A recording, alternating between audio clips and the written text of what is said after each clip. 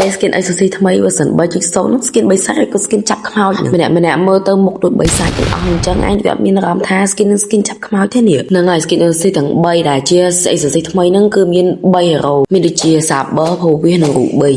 ឈ្មោះជា skin accessory ទេប៉ុន្តែចេញមកគឺដូច3សាច់តែម្ដងឥឡូវខ្ញុំចូលមើលដំបូងគេគឺ Saber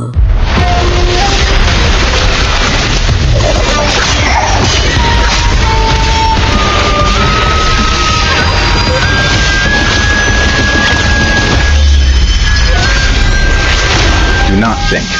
Strike. Action is the only path forward. វ៉ាវញាក់សាច់ចេញមកឡើងស្អាតបដ ாய் សម្រាប់ Saber ខ្ញុំមើលទៅគឺអត់សូវស្រៀង3សាច់ទេអ្នកគ្នា concept គេចេញមកបែបអ្នកកាន់ដាវសាមរ៉ៃនៅជប៉ុនណាអ្នកគ្នាហើយបើ graphic skill អីចេញមកក៏ញាក់សាច់ដែរចឹងខ្ញុំរេតឲ្យ10លើ10ហ្មងស្អាតមែនតើ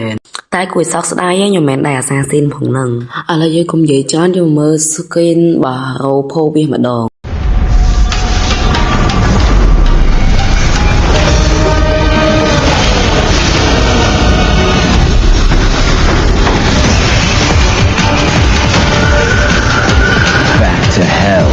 Restless wretches សម្រាប់ skin accessory របស់ Povius វិញមើលទៅក៏ស្អាតដែរអ្នកគ្នាប៉ុន្តែ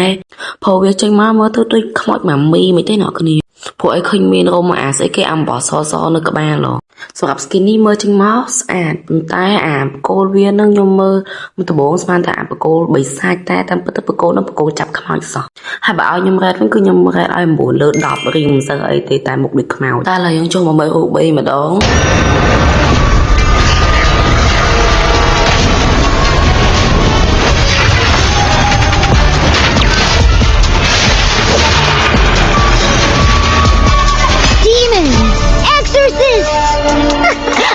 Picky with my food.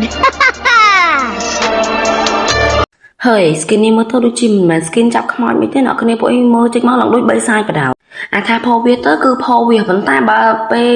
Ruby គឺដូច3សាច់សុទ្ធសាធដូចជាកន្លែងនេះខ្ញុំឆ្ងាយអា skin ហ្នឹងគឺជា skin ចាប់ខ្មោចឬក៏ skin 3សាច់ទាំងនេះមើលទៅដូចជា3សាច់សុទ្ធសាធចឹងនេះបើឲ្យខ្ញុំរត់គឺខ្ញុំរត់ឲ្យ8កន្លែងលើ10ចេញមកឡើងដូច3សាច់តែស្អាតចឹងហើយសពទៅ skin ទាំងអស់ skin accessory ទាំងអស់គឺចេញមកបែបមិនមែន skin ចាប់ខ្មោចទេគឺ skin 3សាច់តែម្ដងគ្រាន់បើ Saber មួយបែបSaber មើលទៅគឺអត់សូវដូច3សាច់ទេគេចេញមកគេស្តៀងអ្នកលេងដាវសាមរ៉ៃតែបើ Ruby ហើយ Povius វិញចេញមកគឺ3សាច់តែម្ដងបាទអញ្ចឹងគឺមានតែប៉ុណ្្នឹងទេហើយសម្រាប់អ្នកដែលមានតម្រូវការក្នុងការដាក់ពេជ្រដែលមានតម្លៃធូរថ្លៃសុវត្ថិភាពនិងរហ័សទាន់ចិត្តកុំភ្លេចជាមួយនឹងបងលេខអូដែត